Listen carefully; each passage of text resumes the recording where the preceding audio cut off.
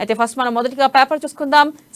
ఆంధ్రజ్యోతిలో అధికారంపైనే ఆకలి, ప్రతిపక్షాలపై తీవ్ర స్థాయిలో విరుచుకుపడిన ప్రధాని మోదీ, యూపీఏకి అంత్యక్రియలు, ఇండియాకు నామకరణం. అది ఇండియా కూటమి కాదు, అహంకారుల కూటమి. పేరు మార్చుకున్నంత మాత్రాన అధికారం రాదు. చేతులు కలుపుతారు, అప్పే కత్తులతో పొడుచుకుంటారు. అహంకారంతోనే కాంగ్రెస్ 400 నుంచి 40 సీట్లకు అవిశ్వాసం పెడుతూనే ఉంటారు, వీగిపోతూనే ఉంటుంది. అయితే మణిపూర్లో శాంతి తథ్యం, వారికి అండగా దేశం. ఇక ప్రధానంగా మనం చూసుకున్నట్టయితే ఏదైతే మణిపూర్ ఘటనపై మోదీ ఘాటుగా స్పందించారు. యూపీఏ కూటమి ఇండియాగా నామకరణం చేశారంటూ కూడా ఆయన వ్యాఖ్యానించడం జరిగింది. అది ఇండియా కూటమి కాదు, అహంకారుల కూటమి. ఆ కూటమిలో కత్తులు దూస్తారు. అలాగే కాంగ్రెస్ అహంకారంతోనే 400 సీట్ల నుంచి 40 సీట్లకు పడిపోయింది. ఖచ్చితంగా మణిపూర్లో శాంతి తథ్యమవుతుంది, మణిపూర్ అల్లర్లపై చర్యలు తీసుకుంటాం అంటూ మోదీ మేరకు వ్యాఖ్యానించడం జరిగింది. అలాగే ఇక్కడ చూసుకున్నట్టయితే అదిర్పై సస్పెన్షన్ వేయబడింది. అయితే సభలో నిబంధనలకు విరుద్ధంగా ప్రవర్తించినందుకే అదిర్పై సస్పెన్షన్ వేటు వేస్తున్నట్లు కూడా ఇక్కడ తామేమీ తప్పుగా మాట్లాడలేదన్న కాంగ్రెస్ ఎంపీ. కాకపోతే అవిశ్వాస తీర్మానంపై చర్చలో బీజేపీపై నిప్పులు జరిగారు. ఇక అవిశ్వాసానికి ఉన్న శక్తే మోదీని సభకు రప్పిస్తుంది అంటూ కూడా ఈ మేరకు ఆయన వ్యాఖ్యానించడం కూడా జరిగింది. అలాగే నెక్స్ట్ మనం చూసుకున్నట్టయితే ఎన్నికల కమిషన్ కేంద్రం గుప్పిట్లోనే సుప్రీం తీర్పునకు భిన్నంగా రాజ్యసభలో బిల్లు, ఎంపిక కమిటీలో జస్టిస్ కు దక్కని చోటు. ఇక ప్రధాని నేతృత్వంలో ఎంపిక కమిటీ ఏర్పాటు, సభ్యులుగా లోక్సభలో విపక్షేత ఓ మంత్రి. ఇక రాజ్యాంగ సంస్థలపై పెత్తనమే కాంగ్రెస్ ఆప్. ఇక సుప్రీం రద్దు చేయొచ్చు న్యాయ నిపుణులు. ప్రధానంగా చూసుకున్నట్లయితే సుప్రీం తీర్పుకు భిన్నంగా రాజ్యసభలో బిల్లు ప్రవేశపెట్టారు. అయితే ఎంపిక కమిటీలో చీఫ్ జస్టిస్ కు ఎక్కడా చోటు దక్కలేదు. ఇక ప్రధాని నేతృత్వంలోని ఈ ఎంపిక కమిటీని ఏర్పాటు చేశారు. అలాగే నెక్స్ట్ మనం చూసుకున్నట్టయితే అమ్మేద్దాం శరవేగంగా. హైదరాబాద్ లో విలువైన భూములకు సర్కార్ టెండర్, ఎన్నికల ముందు తాయిలాలకు ఇబ్బంది ఉండొద్దనే ఖజానాకు నెలలో 7,000 కోట్లు, ఇక మరో 3,000 కోట్లకు వేట.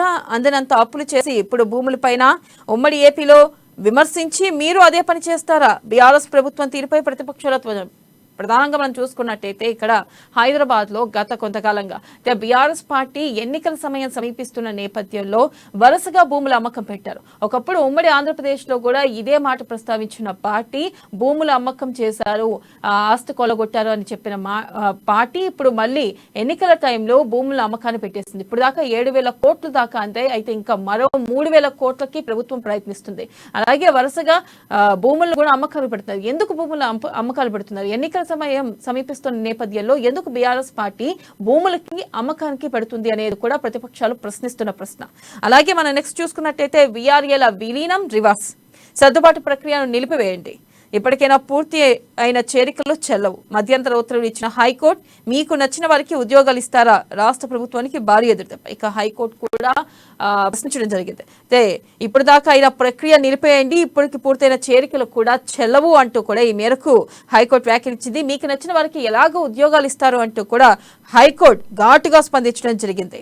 ఇక నెక్స్ట్ మనం చూసుకున్నట్టయితే సాక్షి. ప్రధానంగా సాక్షిలో కూడా అవిశ్వాసం శుభప్రదం, ప్రతిపక్షాలు అవిశ్వాస తీర్మానం ప్రవేశపెట్టినప్పుడల్లా మాకు శుభాలే కలుగుతాయి, వచ్చే ఎన్నికల్లో మళ్లీ ఘన విజయం సాధిస్తాం, వరుసగా 3వసారి మా ప్రభుత్వమే 2028లో అవిశ్వాసం పెడితే 4వసారి కూడా గెలుస్తాం. లోక్సభలో ప్రధాని నరేంద్ర మోదీ సుదీర్ఘ ప్రసంగం, అవిశ్వాస తీర్మానంపై జరిగిన చర్చకు ప్రధాని సమాధానం, విపక్షాలు నో బాల్స్ వేస్తుంటే ప్రభుత్వం సెంచరీలు కొడుతుంది, మణిపూర్లో శాంతి కోసం కృషి చేస్తున్నా, త్వరలో మళ్లీ అభివృద్ధి పదంలో మణిపూర్, కాంగ్రెస్ నీచ రాజకీయాల వల్లే రాష్ట్రానికి దుస్థితి, అహంకారుల కూటమి ఇండియా, త్వరలో ఆ దుకాణం బంద్. ప్రధానంగా మనం చూసుకున్నట్టయితే ఇక్కడ ఏదైతే మణిపూర్ అంశంపై మోదీ మాట్లాడడం జరిగింది, అలాగే ఇక్కడ కాంగ్రెస్ ని విమర్శిస్తూ కాంగ్రెస్ వల్లే ఈ దుస్థితి పట్టింది అంటూ కూడా ఇక్కడ మోదీ వ్యాఖ్యానించడం జరిగింది. అలాగే ప్రధానంగా మనం ఇక్కడ ఒక విషయం చూసుకున్నట్టయితే ఆయన ఒక మాట అన్నారు, ఓ పక్కన మేము సిక్సర్లు కొడుతుంటే ప్రతిపక్షాలు మాత్రం నో బాల్స్ లో ఉండిపోయాయి, వీళ్ళ వల్లే మేము 3వసారి కూడా అధికారంలోకి వస్తాం, అంతకుముందు 2013లో ప్రవేశపెట్టినప్పుడు మేము గెలిచాం, అలాగే ఇప్పుడు 2023లో ప్రవేశపెట్టారు, మళ్ళీ గెలుస్తాం, అలాగే నెక్స్ట్ 2024లో కూడా పెట్టండి, మళ్ళీ 4వసారి కూడా మాదే విజయం అవుతుంది, మీరు అవిశ్వాస తీర్మానం పెట్టిన ప్రతిసారి మా పార్టీ ఘన విజయం సాధిస్తుంది, మాకన్నీ శుభసూచికలే అంటూ కూడా ఇక్కడ మోదీ ఇటు ఇండియా కూటమిని విమర్శిస్తూ చెప్పడం జరిగింది. అలాగే ఇక్కడ ఇండియా కూటమిని ఒక మాట అన్నారు, అక్కడంతా కుటుంబ పాలన చేసే వాళ్ళు ఎక్కడా కూడా దేశం కోసం మంచి చేయాలనుకున్న పార్టీలు అక్కడ లేవు అంటూ కూడా ఆయన ఈ మేరకు తీవ్ర వ్యాఖ్యలు చేశారు. అలాగే నెక్స్ట్ మనం చూసుకున్నట్టయితే బుద్వెల్ భూమ్ ఇక భూముల వేలంలో ఏకంగా 3625.73 కోట్ల ఆదాయం, 14 ప్లాట్లలో ఉన్న 100 ఎకరాలకు ఆన్లైన్ బిడ్డింగ్, పెద్ద సంఖ్యలో పోటీ పడిన రియల్ ఎస్టేట్ దిగ్గజ సంస్థలు, గరిష్టంగా ఎకరానికి 41.25 కోట్లు. ప్రధానంగా మనం చూసుకున్నట్టయితే గతంలోనే అంటే రీసెంట్ గానే భూమిని ఇటు బీఆర్ఎస్ పార్టీ విక్రయం చేసింది. అలాగే చూసుకున్నట్టే ఇప్పుడు బుద్వేల్ భూమిని కూడా విక్రయం చేసే దిశగా అడుగులేస్తుంది. అయితే ఏదైతే పెద్ద సంఖ్యలో రియల్ ఎస్టేట్ దిగ్గజ సంస్థలు కూడా పోటీ పడడం ప్రధానంగా జరిగింది. అలాగే చూసుకున్నట్టయితే పాలమూరుకు లైన్ క్లియర్, రాష్ట్ర ప్రభుత్వానికి కేంద్ర పర్యావరణ శాఖ నిపుణుల మదింపు కమిటీ ఊరట, పలు షరతులతో పర్యావరణ అనుమతులకు సిఫార్సు, ముందే పనులు మొదలుపెట్టిన ప్రాజెక్ట్ అధికారిపై చర్యలకు ఆదేశం, అనుమతి లేని పనులకు 106 కోట్ల జరిమానా. ప్రధానంగా చూసుకున్నట్టయితే పాలమూరుకు ఎట్టకేలకు లైన్ క్లియర్ అయింది. అయితే రాష్ట్ర ప్రభుత్వానికి కేంద్ర పర్యావరణ శాఖ నిపుణులు మదింపు కమిటీ ఊరట కలిగించారు. అలాగే పలు షరతులతో కూడిన పర్యావరణ అనుమతులకు సిఫార్సుకు ముందే పనులు మొదలుపెట్టిన ప్రాజెక్టు అధికారిపై చర్యలకు ఆదేశం తీసుకున్నారు. అలాగే ప్రధానంగా మనం చూసుకున్నట్టయితే పాలమూరుకి ఎట్టకేలకు లైన్ క్లియర్ అయినట్టుగా కూడా తెలుస్తుంది. నెక్స్ట్ పేపర్ చూసుకున్నట్టయితే వెలుగు, ప్రధానంగా వెలుగులో కూడా అది కూటమి కాదు దోపిడీ ముఠ, ప్రతిపక్షాలపై ప్రధాని మోదీ అటాక్, దేశాన్ని ముక్కలు చేసిన వాడే పని కూటమిలో ఇండియా పేరును ముక్కలు చేశారు. ఇక టుగ్డే గ్యాంగ్ కు ప్రజలే బుద్ధి చెప్తారు, కాంగ్రెస్ అంటేనే నో కాన్ఫిడెన్స్, అవినీతి వారసత్వ రాజకీయాలకు అది కేర్ ఆఫ్, బంపర్ మెజార్టీతో మళ్లీ అధికారంలోకి వస్తాం, 2028లోనూ అవిశ్వాసం పెట్టాలని కోరుకుంటున్నా, మణిపూర్కు మేమున్నాం, శాంతిని నెలకొల్పుతాం, లోక్సభలో అవిశ్వాస తీర్మానంపై చర్చలో ప్రధాని.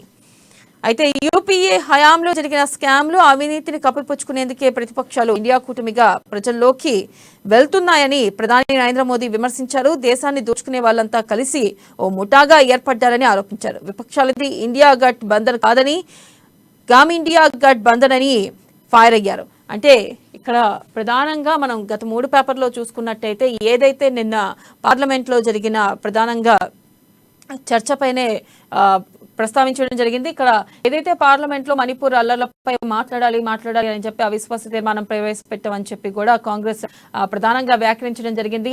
అయితే ఈ నేపథ్యంలో నిన్న మణిపూర్ ఘటనపై మాట్లాడడం జరిగింది. అలాగే విపక్షాలను అయితే ఏదైతే ఇండియా కూటమి ప్రధానంగా తీవ్ర వ్యాఖ్యలు చేయడం కూడా జరిగింది. కాకపోతే ఇక్కడ పరిస్థితి ఏంటంటే ఇండియా కూటమి ఎక్కడా కూడా తిరిగి ప్రశ్నించడం, అంటే ఏదైతే మణిపూర్ అల్లర్లపై తర్వాత ఇండియా కూటమిని ఇటు మోదీ విమర్శించడం జరిగింది. ఎటువంటి మళ్ళీ తిరిగి ప్రశ్నించడం జరగకుండా కూడా వీళ్ళు సభ నుంచి వాకౌట్ చేశారు. అయితే సభ నుంచి వాకౌట్ చేయడం ఒక రకంగా చెప్పాలంటే ఎందుకు సభ నుంచి వాకౌట్ చేశారు, అసలు సభ నుంచి వాకౌట్ చేయాల్సిన పరిస్థితి ఏంటి, తిరిగి ప్రశ్నిస్తే బాగుండేది కదా అని చెప్పి కూడా ఇటు ప్రజలు కూడా అనుకున్నారు. అయితే నెక్స్ట్ మనం చూసుకున్నట్టయితే యూపీఏ ఓ దశాబ్దాన్ని వృధా చేసింది, వాళ్ళ అవినీతి కుటుంబ రాజకీయాలు అంటూ నిర్మల తీవ్ర వ్యాఖ్యలు చేశారు. అప్పుడు చేసిన మురికిని మేము శుభ్రం చేస్తున్నాం, మణిపూర్ అయినా ఢిల్లీ అయినా ఎక్కడైనా మహిళల్ని కించపరిస్తే తీవ్రంగా పరిగణించాల్సిందే. అవిశ్వాస తీర్మానంపై చర్చలో ప్రసంగం, ప్రధానంగా యూపీఏ ఓ దశాబ్దాన్ని వృధా చేసింది అంటూ కూడా ఇక్కడ ఆర్థిక శాఖ మంత్రి నిర్మల కూడా తీవ్ర వ్యాఖ్యలు చేయడం జరిగింది. అయితే ప్రధానంగా మనం చూసుకున్నట్టయితే వాళ్ళ అవినీతి కుటుంబ రాజకీయాలు చేస్తున్నారు, వాళ్ళు అప్పట్లో చేసిన మురికిని మేము ఇప్పుడు శుభ్రం చేశామంటూ కూడా ఆవిడ ఈ మేరకు ఘాటు వ్యాఖ్యలు చేయడం జరిగింది. అలాగే మనం చూసుకున్నట్టయితే బీఆర్ఎస్ అంటే భ్రష్టాచార రాక్షస సమితి అంటూ కూడా ఇటు లోక్సభలో బండి సంజయ్ ఫైర్ అయ్యారు. అయితే 24 గంటల కరెంట్ ఇస్తే ఇటు తెలంగాణలో కేసీఆర్ ప్రభుత్వం 24 గంటలు కరెంట్ ఇస్తుందని నిరూపిస్తే నేను రాజీనామా చేస్తాను అంటూ కూడా ఇక్కడ బండి సంజయ్ సంచలన వ్యాఖ్య చేయడం జరిగింది. అలాగే గ్రూప్ 2 అభ్యర్థులపై లాఠీ చార్జ్, పరీక్షను వాయిదా వేయాలన్నందుకు అరెస్టులు, ఉద్రిక్తంగా మారిన టీఎస్పీఎస్సీ ఆఫీస్ ముట్టడి, వందలాదిగా తరలి వచ్చిన అభ్యర్థులు పుస్తకాలు చదువుతూ నిరసన, పరీక్షకు మధ్య గ్యాప్ లేక ఇబ్బంది పడుతుందామని ఆవేదన, మద్దతు తెలిపిన కోదండరాం అద్దంకి. ప్రధానంగా చూసుకున్నట్టయితే గ్రూప్ 2 అభ్యర్థులపై నిన్న లాఠీ చార్జ్ జరిగింది. అయితే గ్రూప్ 2 పరీక్షలు ఇప్పుడు వద్దు, కొన్ని రోజుల తర్వాత పెట్టండి అంటే మొన్నే గ్రూప్ 1 జరిగింది, మళ్ళీ వెంటనే గ్రూప్ 2 అంటే పరీక్షకి మధ్య గ్యాప్ లేకుంటే ఎలాగ మేము దీంట్లో ఎంతో కాలం నుంచి వాళ్ళు ఎదురు చూస్తున్నారు, ప్రభుత్వ నోటిఫికేషన్లు పడతాయని. ఈ నేపథ్యంలో ఎగ్జామ్కి గ్యాప్ లేకపోతే మేము ఎలా చదువుతామంటూ కూడా ఈ మేరకు విద్యార్థులు ఆందోళన చేయడం జరిగింది. అయితే ఈ నేపథ్యంలో పోలీసులు అక్కడ లాఠీ చార్జ్ చేసి వారిని వెళ్ళగొట్టడం కూడా జరిగింది. అయితే దీనిపై పూర్తి విశ్లేషణ మనకు అందించడానికి మా రాజకీయ విశ్లేషకుడు కృష్ణమూర్తి ఉన్నారు, వారితో మాట్లాడతాం.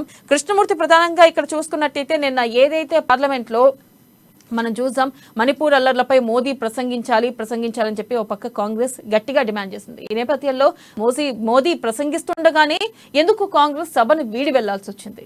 దీనిపై మీరేమంటారు? దానికి గల కారణాలు ఏంటి అసలు?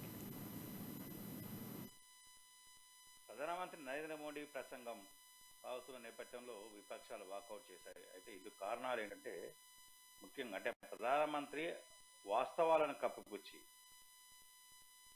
అవాస్తవాలను అంటే మండుతున్న మణిపూర్ను చక్కదిద్దాల్సిన ప్రధానమంత్రి అక్కడ చర్యలు తీసుకోకుండా పార్లమెంట్లో తానేదో చేశాను గడిచిన 10 సంవత్సరాలుగా అని చెప్పుకునేందుకు ప్రయత్నం చేస్తారని చెప్పేసి విపక్షాలు వాకౌట్ చేశాయి.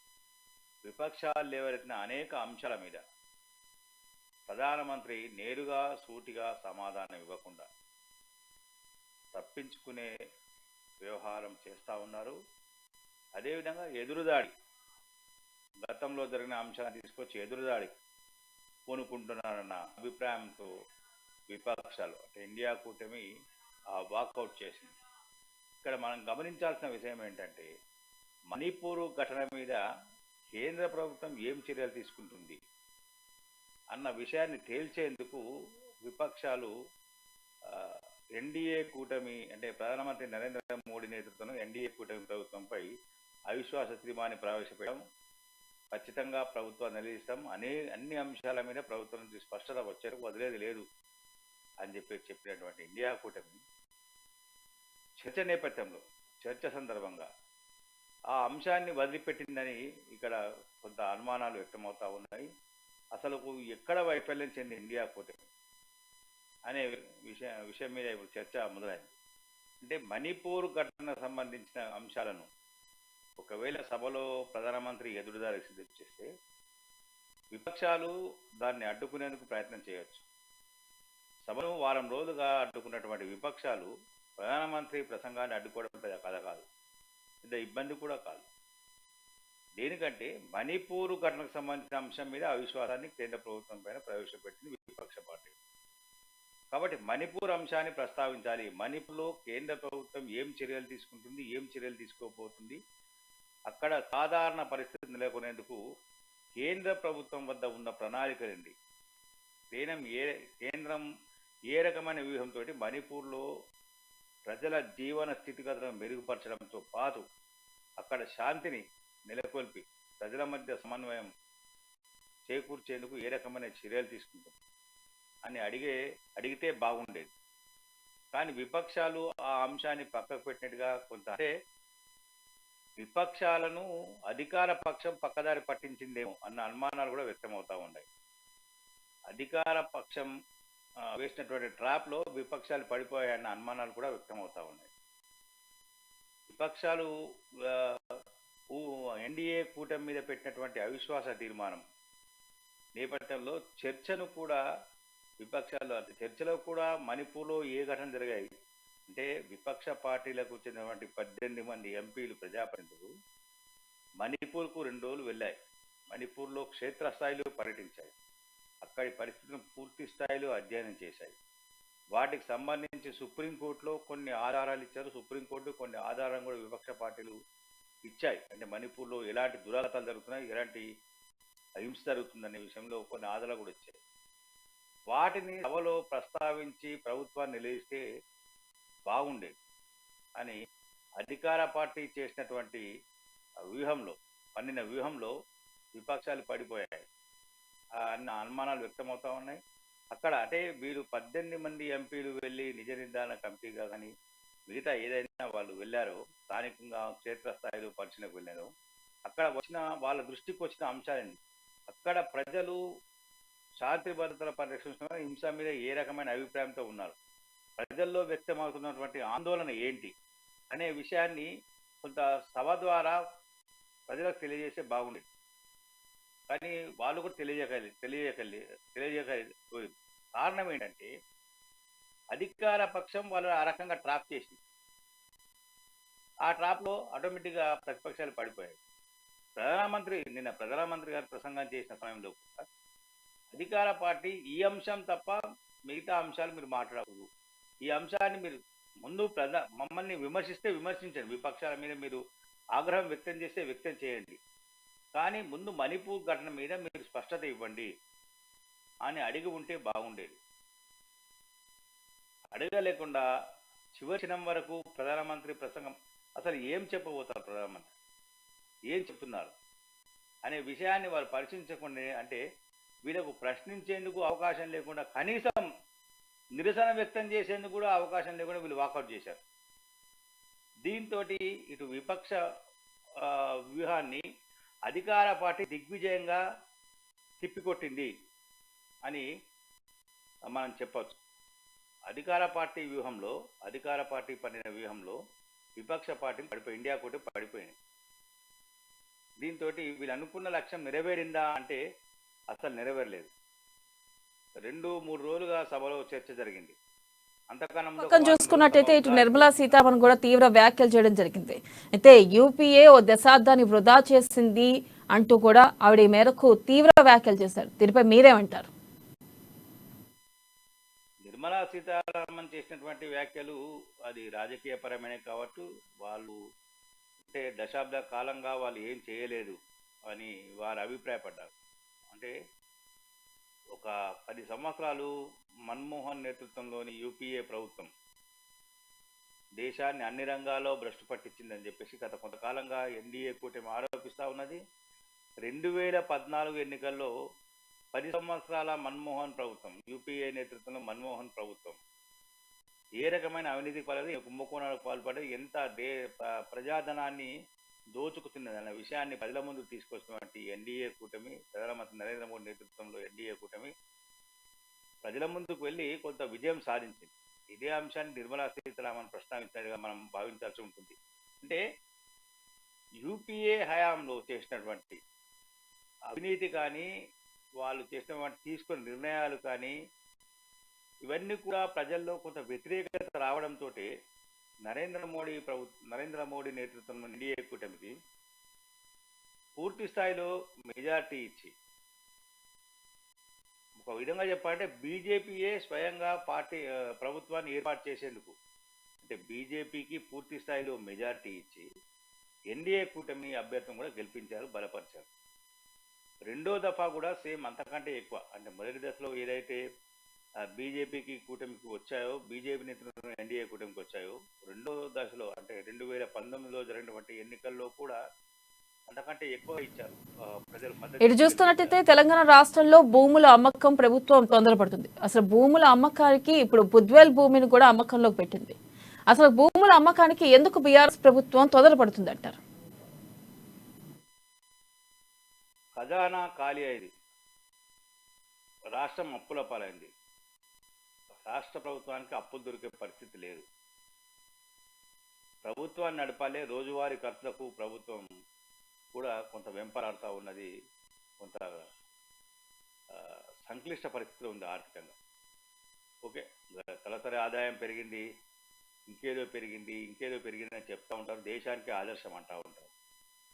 గతంలో కాంగ్రెస్ పార్టీ నేతృత్వంలో వైఎస్ రాజశేఖర రెడ్డి ప్రభుత్వం ఉన్నప్పుడు రాజశేఖర రెడ్డి గారు కొన్ని చోట్ల అమ్మేసిరు అని చెప్పేసి ఇదే పాలకపక్షం, అంటే అప్పుడు ప్రతిపక్షం, ఇప్పుడు పాలకపక్షం, వీళ్ళే ప్లకార్డులు పట్టుకొని ధర్నాలు ఆందోళన చేసి చంద్రబాబు నాయుడు కిటికీలు అమ్మితే రాజశేఖర రెడ్డి తలుపులు కూడా అమ్మేసిండు అని చెప్పినటువంటి కేసీఆర్ ఇప్పుడు కిటికీలు తలుపులతో పాటు మొత్తం ఏం ఉంచట్లేదు. ఆయన ఎక్కడ భూమి కనబడితే అక్కడ వేల పైసలు తీసుకోవడం అంతే, ఎంతకన్నా లేదు. ఉద్యోగులకు జీతాలు ఇచ్చే పరిస్థితి లేదు, ఖజానా ఆ స్థితికి వచ్చింది. పైసా అప్పు పుట్టట్లేదు. కేంద్రం నిబంధనలకు వ్యతిరేకంగా అప్పులు తీసుకోవద్దని చెప్పి చెప్తా ఉన్నది. అప్పులు ఇచ్చే సంస్థలకు గ్యారంటీ ఇచ్చేందుకు కూడా కేంద్ర ప్రభుత్వం వెనుకాడుతున్నారు. అంటే ఒక రకంగా చెప్పాలంటే తలకు మించిన అప్పులను చేసింది రాష్ట్ర ప్రభుత్వం. ఇప్పటికే అంటే రాష్ట్రంలో ప్రతి పౌరుడి మీద 2,25,000 వరకు అప్పు పెట్టింది రాష్ట్ర ప్రభుత్వం.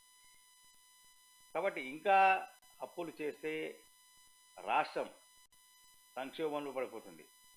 గతంలో మనం చూసాం, కొద్ది నెలల క్రితం పాకిస్తాన్లో గోధుమ పిండి కోసం తనకు వచ్చారు. రాష్ట్రంలో ఆ తరహా సంక్షోభం ఏర్పడే ప్రమాదం ఉంటుంది అని చెప్పేసి కేంద్ర ప్రభుత్వం అప్పులకు ఇవ్వడానికి నిరాకరిస్తుంది. వేరే ఇచ్చే సంస్థలకు కూడా గ్యారంటీ ఇచ్చేందుకు కేంద్ర ప్రభుత్వం వెనుకంజ వేస్తూ ఉన్నది. ఈ నేపథ్యంలో విధిలేని పరిస్థితిలో రాష్ట్రాన్ని నడిపించాలి, రాష్ట్ర నిత్యం ఖర్చుల కోసం కావాల్సిన డబ్బులకు ఈ భూములను అమ్ముకుంటా ఉన్నారు. ఇది భవిష్యత్ తరాలకు గొడ్డలు పెట్టు లాంటిది. ఉన్న భూములను అమ్ముకోవడం, కనీసం ఒక కొత్త కార్యాలయం కడదాము, ఒక గ్రౌండ్ ఇద్దాము, లేకపోతే ఒకలకు భూమి ఇద్దాము పిల్లలకు అంటే లేకుండా చేస్తున్నది ఈ ప్రభుత్వం. కోకాపేట భూములను అమ్మేస్తున్నారు, ఇప్పుడు బుద్వేలు భూములను. వాస్తవానికి బుద్వేల్లోని భూములను రాష్ట్ర హైకోర్టు నిర్మాణం కోసం గతంలో రాష్ట్ర ప్రభుత్వం నిర్ణయించింది. అక్కడ న్యాయమూర్తులు కొంతమంది బార్ అసోసియేషన్ సభ్యులను కూడా అక్కడ పంపించి మీకు సౌకర్యవంతంగా ఉంటుందా చూడండి, ఇక్కడ హైకోర్టును కడదాం. ప్రస్తుతం ఉన్న హైకోర్టు కొంత ఇబ్బందికరంగా ఉంది, కొంత సరిపోవట్లేదు. అది పాత హెరిటేజ్ బిల్డింగ్ కాబట్టి మీకు పార్కింగ్ సౌకర్యం కానీ మిగతా కూడా లేవు. ఇక్కడ విశాలమైన స్థలంలో హైకోర్టు కడదాము, పార్కింగ్ నుంచి ఇస్తామని చెప్పినటువంటి రాష్ట్ర ప్రభుత్వం ఇప్పుడు ఆ విషయం నుంచి పక్కకు పట్టింది. నిన్న కూడా కొంతమంది బార్ అసోసియేషన్ నాయకులు హైకోర్టులో పిలువేశారు. హైకోర్టు ఏదో టెక్నికల్ దీంతో కొట్టేసినట్టుగా తెలుస్తా ఉంది హైకోర్టు. అంటే బార్ అసోసియేషన్లో 2 గ్రూపులు ఉన్నాయి. ఆ గ్రూపులు మీరు ఒకటే రండి, 2 గ్రూపులు ఉన్నాయి కాబట్టి ఇబ్బందికరంగా ఉంటుంది, మాకు కూడా విచారించండి అని చెప్పేసి హైకోర్టు ధర్మాసనం పేర్కొన్నట్టుగా తెలుస్తా ఉంది. అయితే మొత్తంగా చూస్తుంటే ఈ భూముల విషయంలో రాష్ట్ర ప్రభుత్వం డబ్బులు లేవు కాబట్టి భూములు అమ్ముకుంటుంది. మిగతా ఇక్కడ అన్ని మార్గాలు అయిపోయినాయి. వేరే ఏ ఆదాయం కూడా రాష్ట్ర ప్రభుత్వం రావట్లేదు. 1 మద్యము, 2 భూములు. ఈ 2 తప్ప మిగతా రాష్ట్ర ప్రభుత్వం ఆదాయ వనరులు లేవు.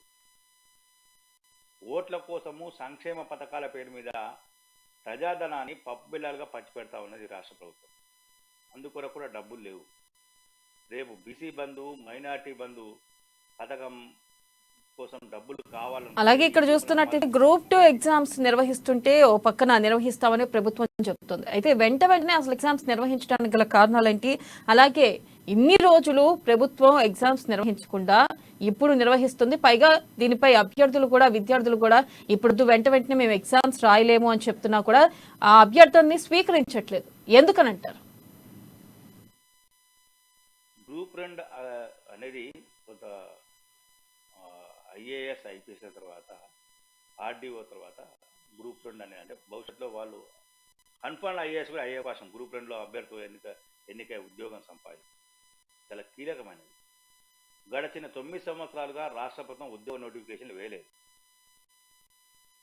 ఇప్పుడు ఎన్నికల ముందు హడావిడిగా నోటిఫికేషన్ వేసింది. ఇదే సమయంలో జూనియర్ లెక్చరర్స్ మిగతా ఇంకా వేరే ఎగ్జామ్ చాలా ఉన్నాయి. ఒక 3-4 ఎగ్జామ్స్ వరుసగా ఉన్నాయి. ఆగస్టు, సెప్టెంబర్లో 2 నెలల్లో ఉన్న నేపథ్యంలో ఒకే సమయంలో కేవలం 20-25 రోజుల వ్యవధిలో 4-5 ఎగ్జామ్స్లను రాష్ట్ర ప్రభుత్వం నిర్వహిస్తే అంటే వేరు ప్రభుత్వ శాఖలకు సంబంధించిన ఉద్యోగాల విషయం అప్పుడు కొంత ఇబ్బందికరంగా పరిస్థితి ఉంటుంది. అభ్యర్థులు కూడా కొంత గందరగోళానికి గురవుతారు. ఒక్కొక్క శాఖకు సంబంధించినటువంటి ఎగ్జామ్లో ఒక్కొక్క అంశానికి ప్రాధాన్యత ఇచ్చి ఎగ్జామ్స్ పెడతా ఉంటారు. క్వశ్చన్స్ వస్తూ ఉంటాయి. ఆయా శాఖల వారిగా క్వశ్చన్స్ వస్తూ ఉంటాయి. కాబట్టి వీళ్ళు దేని మీద పట్టు సాధించలేకపోతారు. గ్రూప్ 2లో జనరల్ నాలెడ్జ్ సంబంధించినటువంటి విషయం కానీ మిగతా అంశాల మీద వస్తూ ఉంటాయి. జూనియర్ లెక్చరర్స్ విషయంలో కొంత లెక్చరర్కు అంటే వీటికి బోధనాపరమైనటువంటి అంశాల మీద దాంట్లో తీసుకోవాల్సిన టెక్నికాలిటీస్ మీద జాగ్రత్తల మీద వాటికి సంబంధించిన అంశాల మీద వస్తూ ఉంటాయి. జనరల్ నాలెడ్జ్ కోసం వీటికన్నా అంటే ఒక్కొక్క ఎగ్జామ్లో ఒక్కొక్క అంశం మీద ప్రాధాన్యత అంశాలుగా వస్తూ ఉంటాయి ప్రశ్నలు. వీటన్నింటి నేపథ్యంలో అంటే 1 నెల కాలంలో దాదాపు 25 రోజుల కాలంలో 4-5 పరీక్షలను అభ్యర్థులు అటెంప్ట్ చేయాలన్నప్పుడు కొంత వాళ్ళకు మానసికంగా స్ట్రెస్ ఒత్తిడి పెరుగుతూ ఉంది. దీన్ని తగ్గించాలంటే గ్రూప్ 2ను వాయిదా వేయమని చెప్పారు. కానీ రాష్ట్ర ప్రభుత్వం హడావిడిగా నోటిఫికేషన్ రాష్ట్ర ప్రభుత్వం వాయిదా వేసేయలేదు, ససేమిరా అని చెప్పారు. నిన్న కూడా అభ్యర్థులు 100ల సంఖ్యలో టీఎస్పీఎస్సీ కార్యాలయానికి వచ్చారు. వచ్చినప్పుడు పోలీసులు వారిని ముందుగా చాలా చాకచక్యంగా వ్యవహరించి పక్కనే ఉన్నటువంటి ఓపెన్ గ్రౌండ్లో తీసుకెళ్లి అక్కడ ఉంచారు. వాళ్ళు కూడా ఓపెన్ గ్రౌండ్లో వాళ్ళు తమ నిరసనను వ్యక్తం చేశారు. ఎలా పుస్తకాలను చదువుకుంటూ నిరసన వ్యక్తం చేశారు. మిగతా రోడ్డుపైకి వచ్చి ట్రాఫిక్ అబ్స్ట్రక్షన్ చేయడం కానీ మిగతా విషయాలు ఏం చేయలేదు వాళ్ళు. ట్రాఫిక్ ఇబ్బందులు కానీ మిగతా అంశాలు ఏమి కలిగించలేదు వాళ్ళు. అక్కడ అయితే కొంతమంది మాకు ఎగ్జామ్ వాయిదా వేస్తామని మేము వెళ్ళిపోతామని చెప్పారు. ఏదో టీఎస్పీఎస్సీ చైర్మన్ జనార్దన్ రెడ్డి గారు వారి ఏదో ఆయన వ్యక్తిగత అంశాల పనుల మీద లేరు అని చెప్పారు. అక్కడ సెక్రటరీ మిగతా వాళ్ళని కలిసినప్పుడు వాళ్ళు సరైన హామీ ఇవ్వలేదు. ఇవ్వకపోతే సెక్రటరీ గారు వచ్చి చైర్మన్ గారు వచ్చి హామీ ఇచ్చేంత వరకు మేము ఇక్కడే ఉంటాం, లేదంటే